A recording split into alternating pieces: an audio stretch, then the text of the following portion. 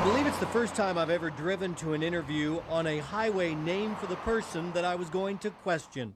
On this day, Jim Nabors returns to his high school in Sylacauga after being told that he was coming to honor an old friend. But in truth, these friends and family members were here to honor him. His longtime friend Jim Purcell and his wife made the generous donation for the Jim Nabors Education Chair. As Jim looked on, the bronze plaque was uncovered. Jim Nabors liked the moment. He's glad to be home. Well, I'm flattered because I care about them. And I have, had lunch today right next door to the house that I was brought up in, up on Buttermilk Hill. He didn't realize that when you get a chair named after you, that you actually get a chair. You're kidding, really? Sure. Oh, all right. From the halls of Montezuma to the shores of Tripoli. Some think they're just not making shows like those with Gomer in them anymore. It's a character Nabors has always embraced. Hey, Sarge. I loved Gomer.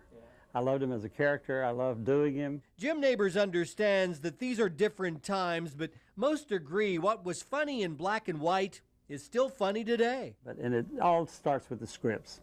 And I don't know, I'm used to a beginning, a middle, and an end. Yeah. But I don't know if that's just our era or what, but it seemed to be funnier. You saved my life. Today they try to do too much for shock and instead of just quality stories. Jim Nabors was still wearing his Indy 500 hat.